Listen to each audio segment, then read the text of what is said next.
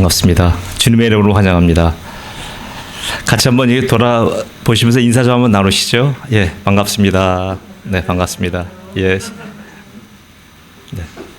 자, 오늘은 하나님의 영에 감동된 사람들이라는 제목으로 특별히 사도행전 2장 42절을 중심으로 본문을 같이 강의합니다. 오늘 본문 말씀은 교회가 가져야 할 네 가지의 기본적인 요소에 대해서 너무나 잘 설명하고 있습니다. 어떻게 보면 이것이 교회다라고 할 정도의 교회 대헌장과도 같습니다. 우리가 교회를 얘기하면 여러 가지 얘기합니다. 에클레시아, 부르심을 받은 사람들의 모임. 그럼 부르심 받아서 뭐 합니까? 이거 하는 거예요, 지금. 사도행전 2장 42절 말씀 같이 한번 읽습니다. 시작.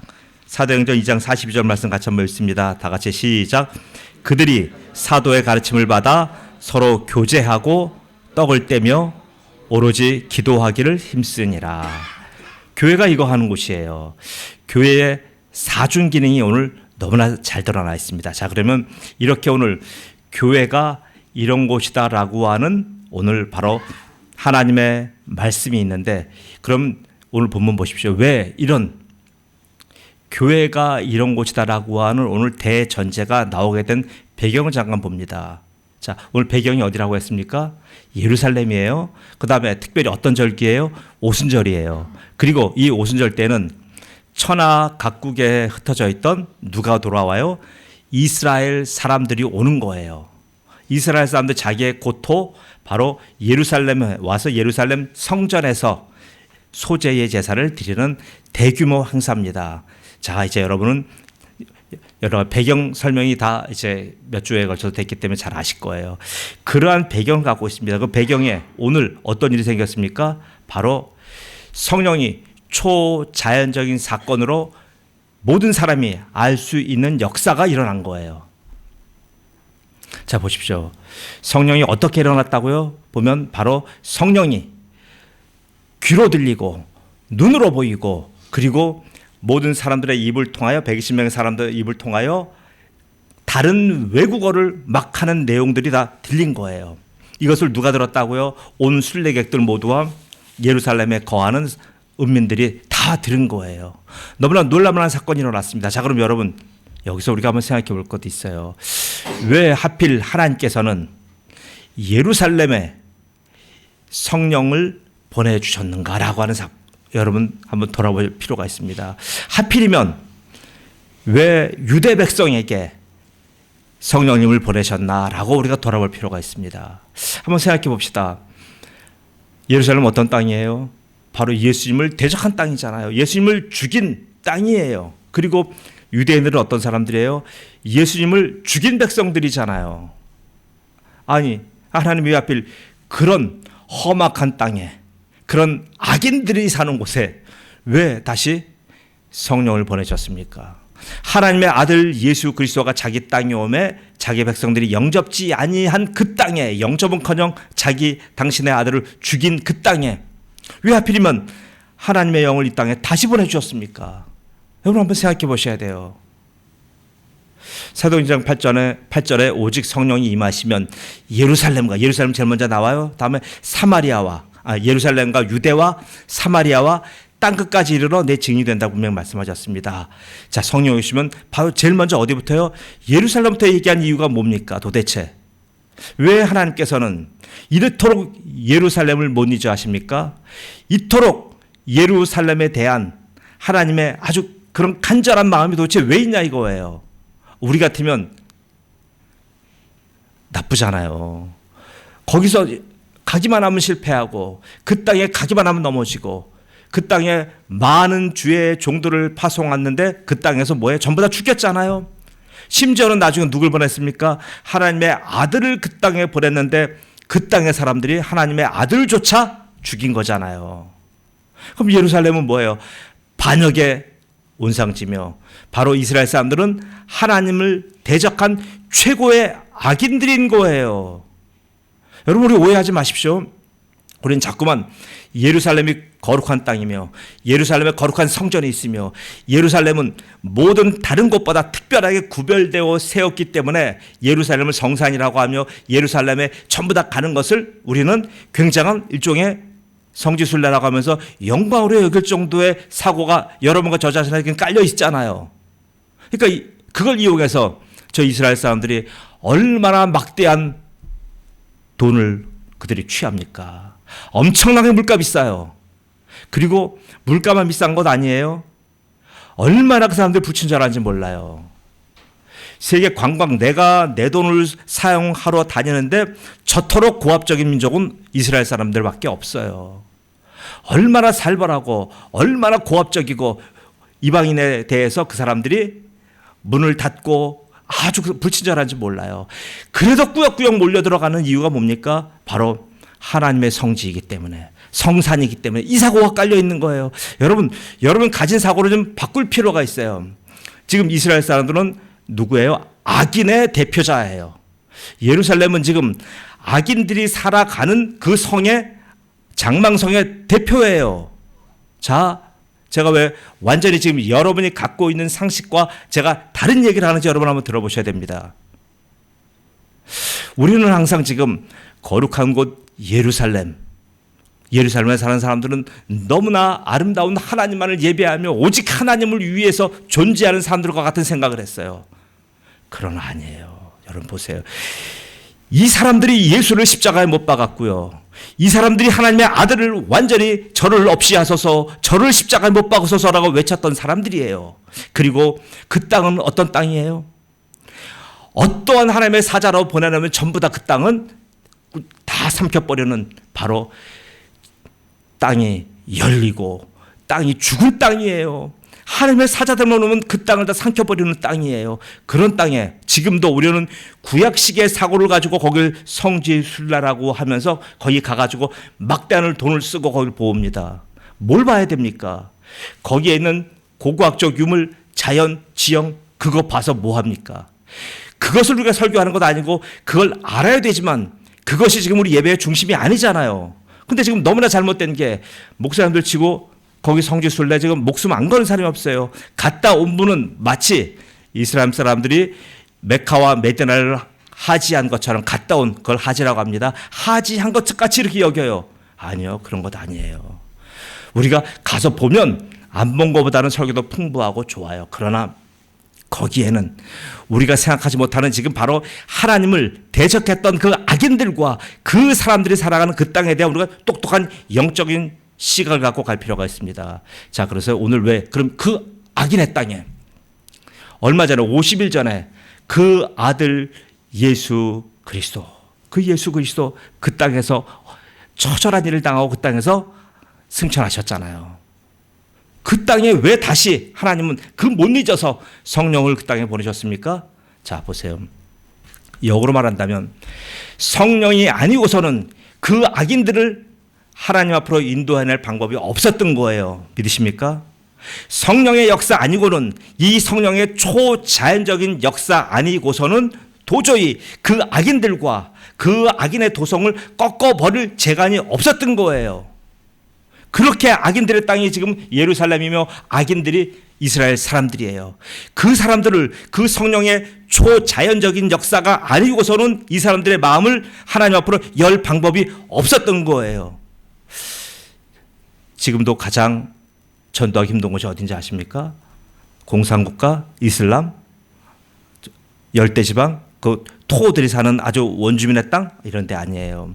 가장 지금 하나님을 대적하고 가장 복음 전하기 힘든 곳이 사실은 예루살렘과 이스라엘 사람들이에요. 왜요? 그들은 지금 모세의 율법하에 철저하게 하나님을 예배하는 신앙을 갖고 있어요.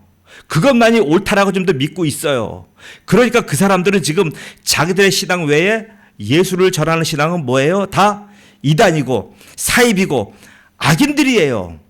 그러니까 그들은 전혀 받아들이지 않잖아요.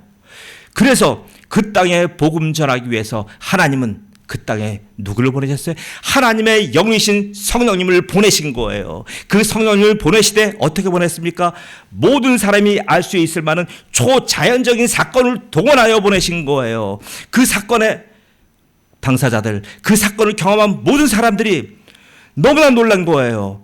이스라엘 사람에게, 특별히 예루살렘 땅에 이런 사건이 없었어요.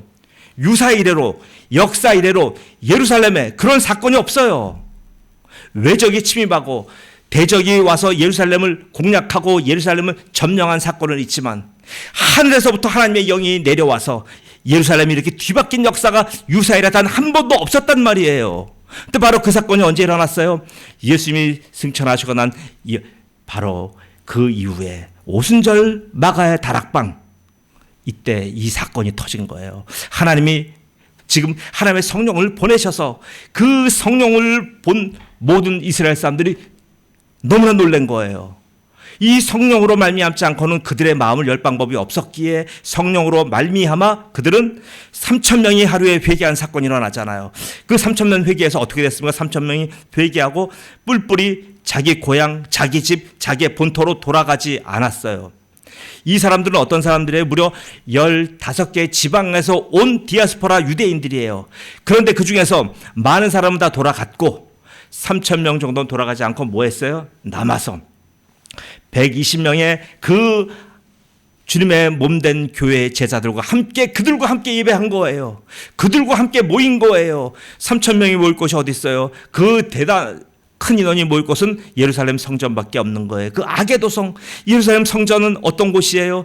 예수님을 처단한 곳이에요. 예수님 십자가에 못 박은 장소예요. 그런 악한 땅 속에 그들은 거기서 모여들어 예배하고 기도했던 거예요. 그리고 개인적으로 그 많은 인원이 모이지 못하니까 뿔뿔이 흩어져서 소규모 그룹으로 가정과 자기의 조그만 들과 벌판에서 함께 모여 예배를 했던 거예요. 자, 그렇게 돼서 오늘 예루살렘에 오늘 성령이 임하신 겁니다. 성령이 임하심으로 말미암아 오늘 거기서 교회가 발생됐어요. 다른 어떤 사건이 아니라, 다른 어떤 초자연적인 일이 생긴 것이 아니라, 정권이 바뀌고 이스라엘이 저 대적인 로마로부터 독립한 이런 민족적인 사건 생기지 않았어요. 그들의 소득이 갑자기 100불에서 10,000불로 바뀌지 않았어요. 그들의 지금 주거 환경 전혀 달라지지 않았습니다. 그럼 뭐가 달라졌어요? 교회가 설립됐습니다. 주님의 몸된 교회가 선 거예요. 이 역사적인 현장에 있는 사람들이 지금 어떻게 됩니까? 지금 2장 42절과 같이 이들이 지금 교회로 모여들기 시작한 거예요. 어떤 현상이 생겼습니까? 자기가 있는 자기의 현장을 떠난 거예요. 자기의 현장을 떠나고, 자기의 익숙한 현장을 떠나고, 자기가 돈 벌고 자기가 살아가는 자기 현장을 떠나온 거예요. 이 사람들이요. 떠나면 뭐예요? 떠나면 죽음이잖아요. 자기의 일터를 떠난 거 죽음이잖아요. 자기가 지금 엘라모를 쓰고 있으면 엘라모를 쓰고 있는 그 지역에서 나의 모든 가족이 있고 나의 사업장이 있는데 그걸 떠나왔다는 얘기예요. 내가 지금 애굽어를 쓰면 애굽 땅에서 내가 떠나와서 지금 어떻게 돼요? 분리됐습니다. 그 떠나와 갖고 이 사람들은 어디예요? 주님의 몸된 교회에 이 사람들이 합류한 거예요. 여러분, 이게 교회입니다. 여러분, 교회는, 우리는 지금 교회를 정기적으로 왔다 갔다 하는 이런 관계지만, 우리가 영적인 모양으로 본다면 우리는 지금 뭐예요? 세상으로부터 떠나 나와서 지금 주님의 몸된 교회에 우리가 합류한 거예요. 그래서 교회에 우리가 지체가 된 겁니다. 교회에 우리가 일부가 된 거란 말이에요. 이제 우리는 더 이상 세상 사람 아니에요. 이제 더 이상 우리는 세상에서 세상의 왕들을 섬기며 세상 속에서 살아가는 그런 사람들이 아니에요. 이제 우리는 뭡니까? 우리는 완전히 주님의 지체며 주님을 머리 삼고 주님의 우리가 각 부속 기관이 되어서 우리가 하나님의 영광을 위해서 살아가는 교회의 구성원이 된 겁니다. 자, 그럼 교회는 어떻게 운영이 됩니까? 교회는 어떻게, 지금 교회에는 4가지 기본적인 요소, 이 요소는 2000년 전이나 지금이나 동일한 거예요. 여러분이 만약 여러분이 각각 갖고 계신 여러분의 가치 기준이 있을 거예요. 그 기준으로 여러분은 교회를 봅니다. 이 교회는 좋아, 이 교회는 나빠, 이 교회는 아니야.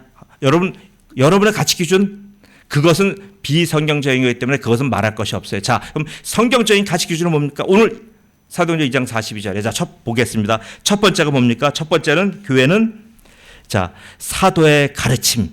자, 그들이 사도의 가르침을 받아. 첫 번째가 그겁니다. 교회는 가르침이란 말은 말씀의 가르침이에요. 말씀이 있는 거예요. 이 말씀은 특별히 천지를 창조한 그 말씀과 좀 달라. 이 말씀은 뭡니까? 디다케라고 하는 헬라어로 쓰는데 디다케는 뭐냐 하면 예수님이에요. 예수님 자체가 말씀이고요. 예수님의 설교와 예수님이 행하셨던 모든 예수님의 언행이 여기 디다케예요. 말씀이에요. 그럼 뭡니까? 이 사람들은 모두가 전부 다 12명의 사도가 있고 120명 문도가 있지만 그 사람들은 전부 다 복음을 전할 때 전부 다 그 사람들이 말씀을 전할 때 뭘 했다고요? 예수 그리스도를 전하는 거예요. 예수 외에 어떤 것도 얘기하지 않았다는 얘기예요. 그분들의 오직 설교 내용은 예수님이에요. 예수님이 이 땅에 왜 오셨고 이 땅에 오셔서 인간의 모습으로 지금 어떻게 사셨고 어떤 일을 하셨고 어떻게 예수님은 죽었고 왜 죽었고 죽은 예수님은 장사지되고 장사지 3일 만에 다시 부활하셨고 부활하셔서 부활하신 예수님이 바로 하늘에 오르셨다라고 하는 그 내용이에요. 그 내용을 이 사람들은 이 초자연적인 사건을 이 사람들은 뭐예요? 너무나 당연하게 믿으면서 믿음으로 그걸 고백하며 그것을 사람들에게 전했던 거예요. 이구동성이에요. 그래서 여기서는 보면 많은 사람들은 사도들은 다 복수지만 여기 디다케라고 말씀은 단수를 써요. 왜요? 전부 다 여러 사람이 있고 100명이 1000명이 있다고 할지라도 3000명이 있다고 할지라도 이들은 전부 다 동일한 복음을 전하는 거예요. 이게 교회예요. 교회에 예수 그리스도의 복음이 빠져버리면 그것은 교회가 아닙니다. 여러분 이 기준 하나 갖고 붙드셔야 돼요. 그래서 어떤 교회 앞으로 여러분이 이제 이사를 가거나 어떤 일이 생겨서 여러분이 교회를 옮겨야 될 경우도 생길 수 있어요. 자 그렇게 된다면 어떤 교회 선택하셔요? 첫 번째는 바로 예수 그리스도의 복음이 있는 교회. 예수 그리스도를 전하는 교회, 예수 그리스도만을 외치는 그런 교회를 여러분 잡으셔야 됩니다. 두 번째는 뭡니까? 두 번째는 서로 교제하고 교제하는 교회예요. 여기서 교제는 두 가지예요. 하나는 영적인 교제와 그리고 현실적인 교제인 거예요. 교제는 두 가지, 코이노니아라고 하는 말을 씁니다. 이 교제는 바로 교제의 근간은 뭐냐 하면 왜 교제합니까? 교제하는 이유가 뭐냐 하면 우리는 세상 사람들을 교제할 때는 뭐예요? 여러 가지 목적성이 있고 이해관계가 있어요. 성도의 교제는 오직 하나님이 우리를 사랑하신 그 사랑밖에 없는 거예요. 우리는 사랑의 동기로 교제하는 거예요. 교회는 전부 다 이거예요. 교회가 지금 누구에게 장학금을 주고 누구에게 힘든 분을 돌아보고 누구를 신방하고 누구를 세워주고 모든 거 하잖아요. 이건 뭡니까? 사랑의 동기 외에는 없는 거예요. 사랑의 동기예요. 바로 이것 우리가 교회에서 모든 교제의 근거와 교제의 방법과 교제의 모든 원천은 뭐라고요? 사랑이에요.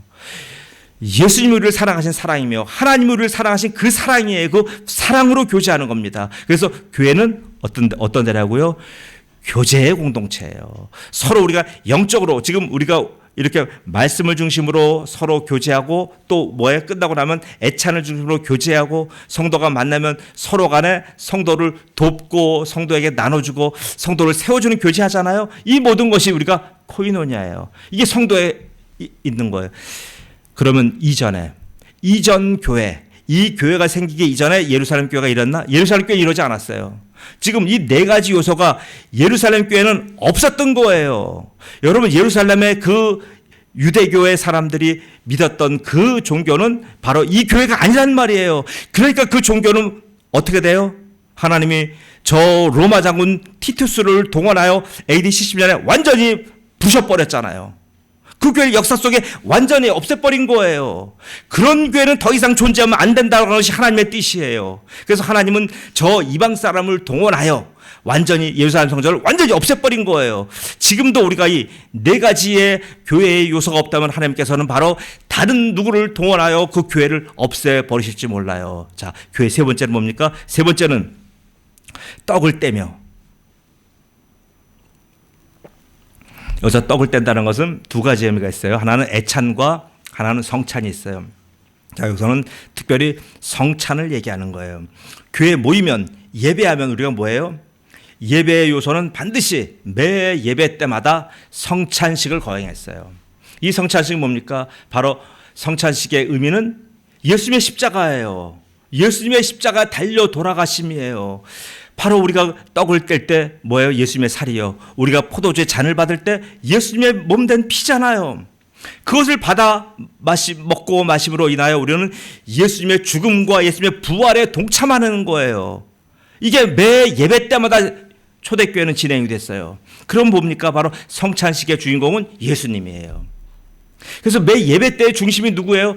목사다. 예배 때의 중심이 어떤 아주 아름다운 우리의 교회의 어떤 예배 식순이다. 어떤 콘서트 같은 그런 아주 아름다움 아니요. 다 잘못된 거예요. 오직 예배의 중심은 교회의 중심은 누구라고요? 예수 그리스도입니다. 예수 그리스도가 빠져버리면 바로 그 오늘 떡을 떼며 그 성찬하는 것은 그 교회에 사라지는 거잖아요. 지금 우리도 사실 저는 복원하고 싶은 게 사실 이겁니다.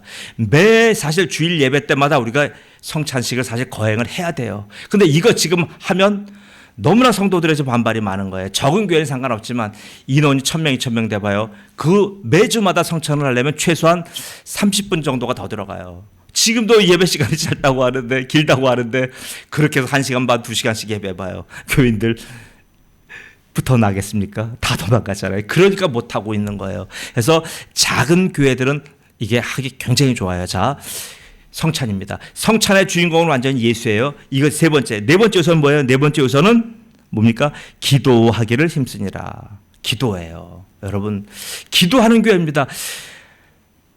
말씀으로 시작해서 뭐로 끝난다고요? 기도로 끝나는 거예요. 이게 교회예요. 말씀과 기도가 늘 살아 넘치는 곳이 교회예요. 예루살렘 교회는 그러지 않았다는 얘기예요. 이 네 가지의 요소가 예루살렘 교회에 그렇게 지금 모세 때부터 그 아주 성막을 세우고 그리고 솔로몬부터 해서 계속 성전을 세워서 지금 1000년 이상 끌어왔던 모세로부터 솔로몬부터요. 1000년 이상 끌어왔던 그 성전이 하나님을 제대로 예배하지 않았다는 얘기예요. 이 지금 예배의 4요소가 없다는 얘기입니다. 교회의 네 가지 기능이 빠졌다는 얘기예요. 그러니까 하나님께서는 남들은 가장 거룩하게 보고 가장 성스럽게 본 바로 예루살렘 성전을 하나님은 파괴하셨고 그곳에 그 대적들을 치기 위하여 하나님은 하나님의 성령을 보내셨고 그곳에서부터 하나님은 다시 교회를 시작하신 것이에요. 왜요? 그곳이 가장 복음화 시키기 힘든 곳이 땅이기 때문에 가장 예수 그리스도의 말씀이 들어가기 힘든 곳이기 때문에 그곳에 하나님은 그곳에서부터 그 원수의 심장부터 교회를 시작하신 거예요. 그래서 예루살렘 교회가 시작되었습니다. 그러나 예루살렘 교회는 오래 가지 못했어요. 그리고 예루살렘 교회는 결국은 안디옥 교회의 그 바톤을 넘겨주고 계속 이제 복음이 서진하는 현상을 하나님께서 이제 성령을 통해서 하신 거예요. 봐보세요. 하나님은 그때 그 백성들을 쳐부셔서 교회가 출발시켜도 불구하고 그 땅에 지금 교회가 있습니까? 그 땅에 예수 믿는 사람도 있어요? 있어도 굉장히 소수입니다. 한 800만에 달하는 이스라엘 사람 중에서 지금 메시아닉 주라고 하는 바로 우리 예수 그리스도를 섬기는 그 교회는 한 최고 한 3만 정도 보면 3만 명도 안 돼요. 사실은 한 10,000명 정도 될 거예요. 지금은 항상 통계가 부풀려진 이유는 뭡니까? 그래야 원조를 받아내니까 항상 통계는 부풀려져요. 과장돼요. 근데 실질적으로 보면 10,000명도 안 될 거예요. 메시아닉 주가. 바로 우리처럼 예수 그리스도를 구주로 믿는 사람들이 지금 한 800만 정도의 이스라엘 사람들 중에서 지금 10,000명 정도라고 하는 그 숫자가 여러분 믿어지십니까? 이토록 불모의 땅이고요. 이토록 완악한 백성이 이스라엘 사람들이에요. 그 땅에 지금 하나님이 이렇게 놀라운 성령의 역사를 동원하셔서 교회를 설립하신 까닭은 바로 성령이 아니고서는 그 땅이 복음을 만날 기회가 없고 그 땅이 복음화될 기회가 없기 때문에 오늘 이렇게 교회를 시작하신 겁니다. 자, 이제 말씀을 마칩니다. 지금 우리 교회에 이런 네 가지 요소가 있습니까? 한번 여러분 돌아보십시오. 지금 우리 교회가 네 가지의 교회의 기능이 만약 결여되어 있고 이 균형과 조화가 지금 만약에 빠졌다고 한다면 문제가 있는 거예요. 지금 우리 교회에서 지금 이런 균형과 조화가 있다면 어떤 지금 파급 효과가 있어요? 생명력이 넘치는 거예요. 그 교회는 항상 아이 낳는 곳이에요. 교회는 생명을 계속 잉태하고 생명을 생산하는 곳이에요. 교회는 좋은 나무예요. 교회는 좋은 밭이에요. 교회 오기만 하면 계속 좋은 열매가 생산되는 곳이에요. 이게 교회입니다. 그 생명력이 어디서 나온다고요? 지금 교회의 이 사중 기능을 우리가 제대로 성경적으로 감당할 때 교회는 생명이 주렁주렁 열리는 거예요. 지금 교회가 생명력이 없다고 한다면 우리가 지금 어디서 봐야 됩니까? 이 네 가지의 지금 교회의 기본적인 기능에 우리가 충실하고 있는가 한번 돌아보시기 바랍니다. 저는 기도하면서 지금 계속 우리 교회가 도대체 여기서 무엇이 잘못되었는가? 디다케가 잘못되었는가? 아니면 코이노니아가 잘못되었는가? 아니면 유카리스트 성찰이 잘못되었는가? 아니면 우리가 기도 프레이어가 잘못되었는가? 우리가 네 가지의 것을 한번 돌아봐야 됩니다. 그래서 우리가 과연 모든 예배의 중심이 예수 그리스도인가? 우리 교회의 가장 높은 자리에 계신 분이 예수님이신가? 우리 교회의 앞으로 목표와 초점이 예수님이신가? 우리가 행하는 모든 근거와 원천과 우리가 출발점부터 도착점까지가 예수님인가라고 돌아보셔야 됩니다. 이 기준에 우리가 부합하지 않는다면 우리가 그런 모든 지금 하는 것들도 우리가 바꾸셔야 돼요.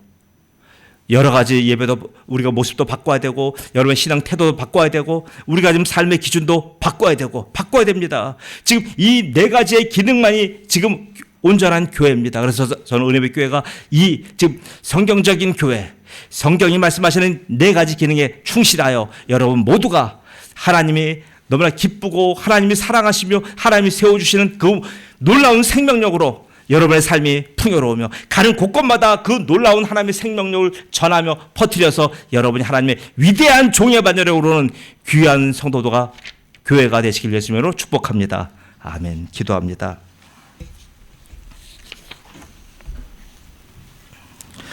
아버지 하나님 감사합니다. 하나님께서는 애둘러서 여기저기 다니지 아니하시고 적의 심장부에 바로 사령부를 오늘 건설하셨습니다. 적의 심장부 예루살렘에 지금 예수님을 죽인 그 땅에 바로 하나님의 전쟁기지를 세워서 그것을 교회라고 하셨습니다. 아버지 하나님, 그 교회는 지금 이 네 가지의 기능, 바로 말씀이 있으며 사도들의 가르침이 있으며 그곳에서 교제가 있으며 그곳에서 바로 우리가 성찬이 있고 그곳에서 기도에 전무하는 주의 백성들이 있는 것, 그곳이 바로 교회임을 오늘 말씀 통해 들려주었습니다. 아버지 하나님, 그런 교회를 세상은 원하고 있고 그런 교회를 세상은 찬미하며 그런 교회에게 박수를 치고 있사오니 아버지 하나님, 우리 은혜빛 교회가 그런 교회 되길 원합니다. 은혜빛 교회가 무엇보다도 바로 하나님이 기뻐하시며 바로 사도행전 2장 42절에 충실한 교회가 되어서 세상 사람들도 찬미받으며 하나님 앞에